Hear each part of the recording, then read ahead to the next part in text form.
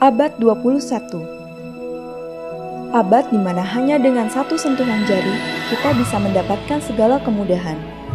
Begitu mudahnya kehidupan manusia pada masa ini. Namun, bagaimana dengan satu abad yang lalu? Jutaan tahun yang lalu. Bagaimana kehidupan manusia pada masa itu? Kita tidak dapat kembali ke masa lalu. Namun, kehidupan masa lalu meninggalkan jejak berupa hasil budaya dan peninggalan sejarah. Pada video sebelumnya, kita telah membahas pembabakan zaman prasejarah berdasarkan geologi atau umur batuan. Pada video kali ini, kita akan tengok pembabakan zaman prasejarah atau praaksara berdasarkan teori arkeologi atau berdasarkan peninggalan sejarahnya. Thomson, seorang ahli sejarah asal Denmark, membagi zaman prasejarah di Indonesia ke dalam 3 zaman, yaitu zaman batu, zaman perunggu, dan zaman besi. Konsep ini disebut dengan 3H System, yang didasarkan atas penemuan peninggalan-peninggalan masa prasejarah. Sejarawan Indonesia, R. Sukmono, mengadaptasi teori tersebut kemudian membagi zaman prasejarah Indonesia ke dalam 2 zaman, yaitu zaman batu dan zaman logam. Mari kita mulai dengan membahas zaman batu. Zaman batu dibagi ke dalam 4 zaman, yaitu Paleolitikum, Mesolitikum, Neolitikum, dan Megalitikum. Yang pertama yaitu zaman Paleolitikum. Zaman ini disebut dengan zaman batu tua. Pada zaman tersebut, manusia purba masih menggunakan alat-alat batu yang dibuat secara kasar dan sederhana. Zaman ini merupakan zaman di mana manusia purba hidup dengan berburu dan mengumpulkan makanan pada tingkat awal. Pada zaman ini, manusia hidup dalam kelompok kecil sekitar 10-15 orang untuk mencari makanan dengan cara berburu hewan dan mengumpulkan buah dan umbi-umbian. Manusia pada zaman Paleolitikum hidup secara nomaden atau berpindah-pindah, sehingga mereka belum memiliki tempat tinggal yang tetap. Mereka berlindung dari alam dan binatang buas dengan tinggal di dalam gua. Pada masa ini, manusia purba sudah mulai mengenal api. Mereka membuat api dengan cara menggosokkan buah-buah batu satu sama lain. Dari bukti fosil yang ditemukan, manusia pendukung pada masa ini yaitu Pithecanthropus erectus, Meganthropus paleojavanicus, Homo wajakensis, dan Homo soloensis.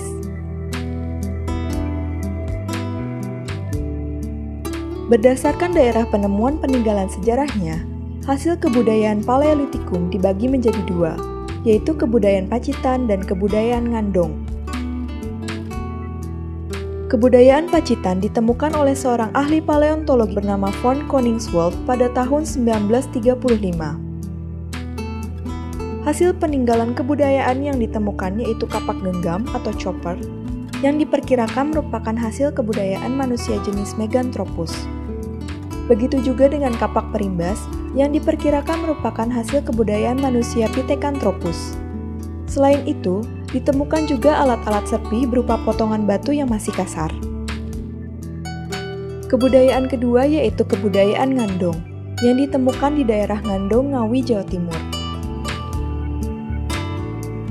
Peninggalan yang ditemukan yaitu peralatan yang terbuat dari tulang dan tanduk rusa serta flakes, yaitu alat kecil yang terbuat dari batu kalsedan.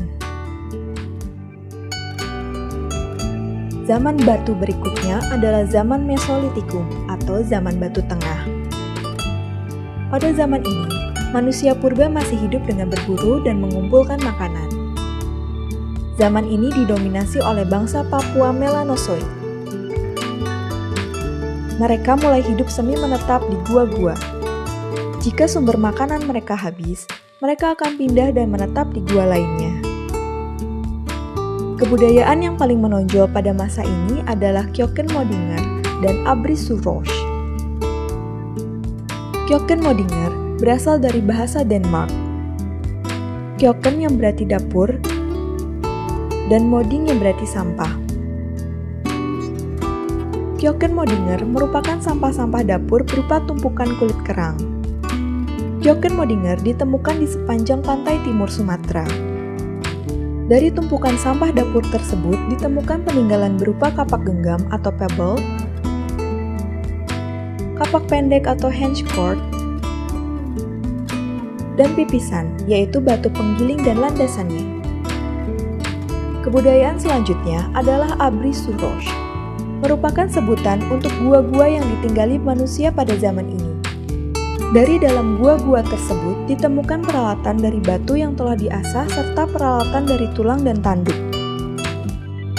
Peralatan ini banyak ditemukan di Gua Lawa Sampung Ponorogo, Jawa Timur, sehingga disebut dengan Sampung Bone Culture.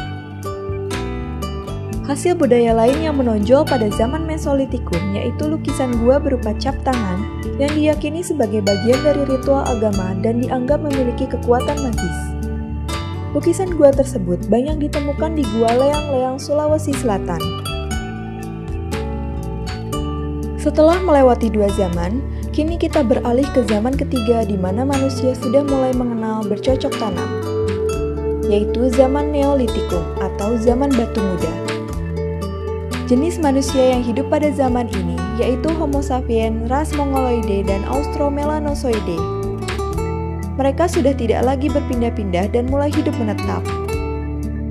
Mereka masih melakukan perburuan, namun sudah bisa menghasilkan bahan makanan sendiri dengan cara bercocok tanam. Dari peninggalan yang ditemukan, dapat diketahui bahwa pembuatan alat pada zaman ini sudah lebih halus dan disesuaikan dengan fungsinya. Hasil budaya atau peninggalan yang paling terkenal yaitu kapak lonjong yang ditemukan di Indonesia bagian timur seperti Minahasa dan Papua, serta kapak persegi yang ditemukan di Indonesia bagian barat seperti Sumatera, Jawa, dan Bali. Peninggalan lain yang ditemukan adalah mata panah, mata tombak, perhiasan dari batu indah, serta tembikar yang banyak ditemukan pecahannya di Sumatera. Selain itu, ditemukan juga alat pemukul kulit kayu yang menunjukkan bahwa manusia pada zaman Neolitikum sudah bisa membuat pakaian dari kulit kayu. Di tengah-tengah zaman Neolitikum, muncul kebudayaan membangun bangunan dari batu-batu besar. Masa tersebut dikenal dengan zaman Megalitikum atau zaman batu besar. Zaman ini didominasi oleh manusia purba Homo sapiens. Kebudayaan ini diperkirakan berkembang dari zaman Neolitikum hingga zaman Perunggu. Pada zaman ini, manusia membuat berbagai bangunan batu untuk kepentingan upacara keagamaan dan mengubur jenazah. Von Heine-Geldern, seorang ahli prasejarah dari Austria, menyatakan bahwa kebudayaan Megalitikum menyebar ke Indonesia melalui 2 gelombang. Gelombang pertama, Megalitikum tua berlangsung pada tahun 2500 sampai 1500 sebelum Masehi, menyebar ke Indonesia pada zaman Neolitikum. Bangunan peninggalan dari masa ini yaitu menhir, punden berundak, serta arca-arca statis. Gelombang kedua yaitu Megalitikum muda, berlangsung pada tahun 1000 sampai 10 sebelum Masehi dan menyebar pada zaman Perunggu. Contoh bangunan megalithnya yaitu kubur batu, dolmen, waruga, sarkofagus, serta arca-arca dinamis. Seiring perkembangan zaman, manusia semakin terampil. Tidak hanya peralatan dari batu, manusia mulai bisa membuat peralatan dari logam. Hal itulah yang menjadi awal dimulainya zaman logam, yang disebut juga sebagai zaman perundagian. Pada zaman ini, manusia purba sudah mulai mengenal teknologi dan pertukangan dengan membuat peralatan yang sesuai dengan kebutuhan hidup. Zaman logam sendiri terbagi ke dalam 3 zaman, yaitu zaman tembaga, zaman perunggu, dan zaman besi. Zaman tembaga merupakan masa awal manusia mengenal logam. Indonesia diperkirakan tidak terpengaruh dengan zaman tembaga, karena sampai sekarang belum ada penemuan peninggalan sejarah dari zaman tembaga di Indonesia. Zaman logam yang pertama berlangsung di Indonesia yaitu zaman perunggu. Pada zaman ini, manusia membuat peralatan dengan bahan dasar perunggu.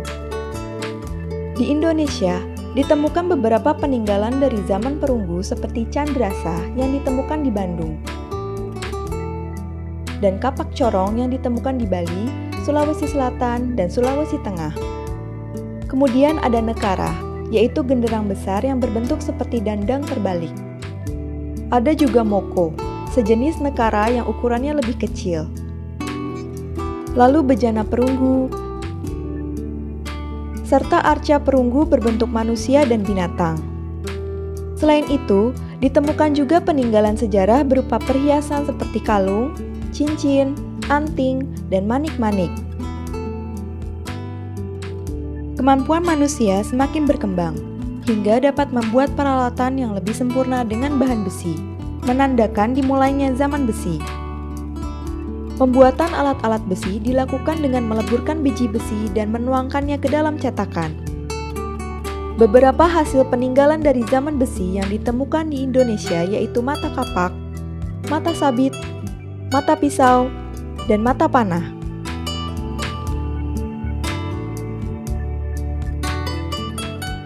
Demikianlah pembagian zaman prasejarah atau praaksara berdasarkan peninggalan sejarahnya.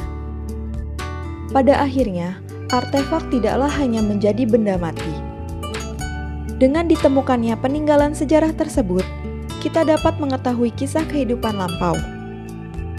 Zaman-zaman yang bahkan sebelum kita dan dunia yang kita kenal sekarang ada.